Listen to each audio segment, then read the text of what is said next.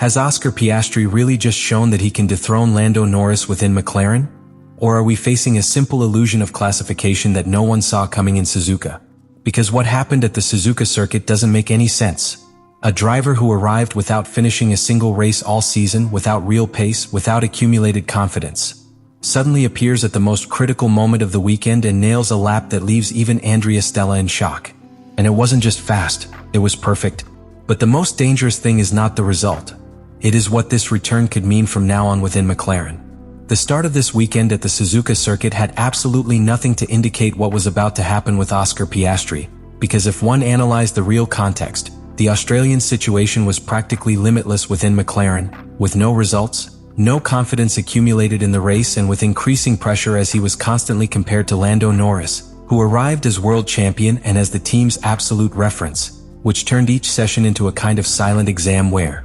Piastri seemed to always be one step behind, especially after a start to the season marked by reliability problems that had prevented him from even building real pace on the track. But the interesting thing begins long before qualifying, because from free practice something different began to be perceived, something that did not fit with the narrative that had been building around Piastri, and that is that while many expected McLaren to be in reconstruction mode after its recent problems, the Australian came out with a controlled aggressiveness, setting competitive times and, above all, showing a consistency that he had not had until that point in the season, even leading key sessions and leaving clear signs that the potential was there. He just had not had the opportunity to express it under normal conditions. This is where a key factor that often goes unnoticed comes in, and it is mentality, because far from entering a negative spiral after abandoning, Piastri adopted a completely opposite approach, much colder, much more calculating, focused solely on maximizing each outing on the track without carrying over mistakes from the past. Something that he himself made clear before the weekend by focusing solely on Japan without giving weight to what happened previously, and that mental decision was decisive because it allowed each lap to build confidence instead of destroying it.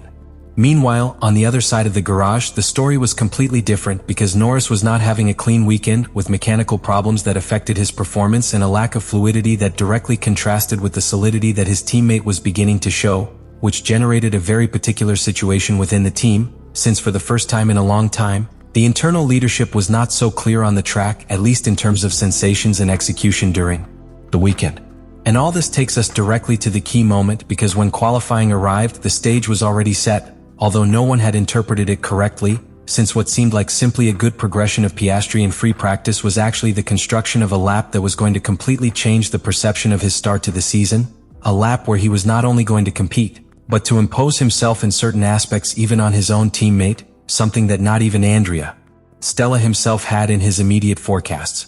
What we are seeing here is not simply the development of a weekend, it is the transformation of a driver who went from being on the ropes to placing himself in a position where he is no longer just a promise, but a real threat within his own team, and most importantly, he did it on one of the most demanding circuits on the calendar, where every mistake is paid for and where only the drivers with the greatest precision can make the difference. And this is where everything changes, because when qualifying begins at the Suzuka circuit, we are no longer seeing the same Oscar Piastri who came into the weekend under pressure. We are seeing a driver who has built lap by lap an invisible confidence, but absolutely decisive at the key moment, and that begins to be noticed from Q1, where far from simply securing the pass, Piastri shows a clean execution, without excesses, without errors, perfectly managing the limits of the circuit while others began to suffer with the evolution of the track. As the session progresses towards Q2, the tension increases, the margin of error disappears, and that is where the first real differences within McLaren begin to be seen, because while Lando Norris continued to deal with an irregular weekend, without managing to chain completely competitive sectors, Piastri began to build something much more dangerous. Absolute consistency in each attempt, something that in qualifying is worth more than any specific flash of speed, because it allows you to attack the time without depending on a perfect lap, but on a solid base that you can improve lap after lap.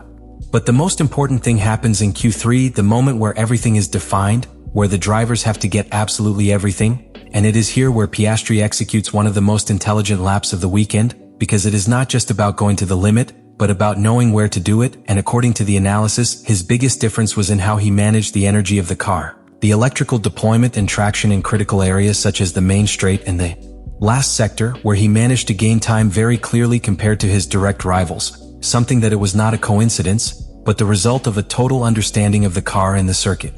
While other drivers tried to squeeze the car into every corner and ended up making small mistakes that ruined their laps, Piastri did exactly the opposite, carefully choosing where to risk and where to be safe, achieving a clean lap without corrections, without loss of traction, which allowed him to maximize every thousandth available, and that in Suzuka makes an enormous difference because it is a circuit where fluidity is everything. And this is where the hardest blow comes, because when the final times are crossed, not only does he appear in an unexpected position, but he is placed ahead of key names and, most importantly, ahead of his own teammate, something that not only surprises the paddock, but completely breaks McLaren's internal narrative at that moment, leaving Andrea Stella facing a situation that she had not anticipated so early in the season. What we have just seen is not simply a great lap, it is a demonstration of control, intelligence and evolution as a driver, because Piastri did not gain time by doing more, but by doing better in each phase of the lap, optimizing every available resource at a time when the pressure was maximum.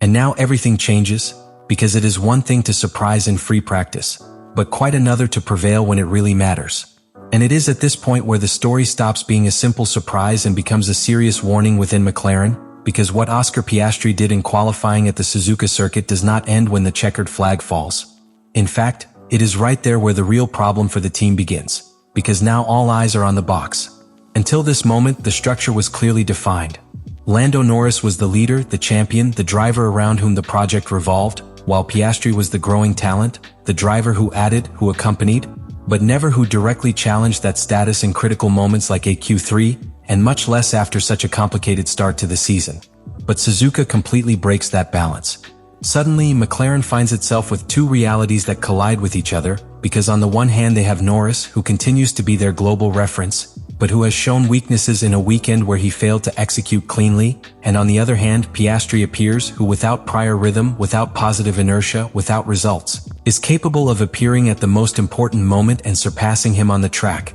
not by circumstantial margin, but by pure execution. And that, within a team, changes everything. Because now Andrea Stella has a new scenario to manage, a much more complex one, where it is no longer just about maximizing points, but about controlling a possible internal tension that can escalate if this trend continues, especially if Piastri begins to repeat this type of performance in qualifying, which is where victories are really built in modern Formula One. But the most important thing is not what happens within the team, it is what it projects outside.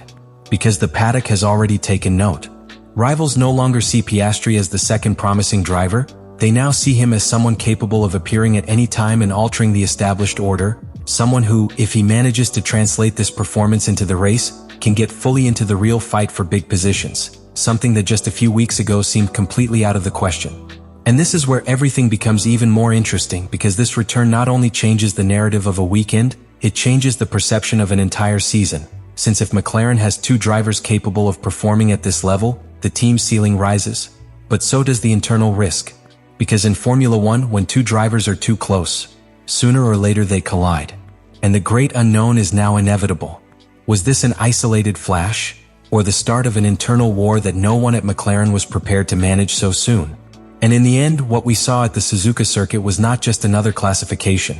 It was the exact moment in which Oscar Piastri stopped being a promise to become an uncomfortable reality within McLaren. Because we are not just talking about a P3. We are talking about how that result is achieved, in what context, and against whom. A driver who arrived without finishing races, without accumulated pace, without external confidence, is capable of appearing in the most demanding scenario at the most tense moment and executing a lap that is not only fast, but perfectly constructed, surpassing even Lando Norris, the undisputed leader of the team until now, and surprising figures like Andrea Stella who were not expecting such an immediate leap. And that completely changes the panorama. Because now it's no longer a question of whether Piastri has talent. That has already been proven.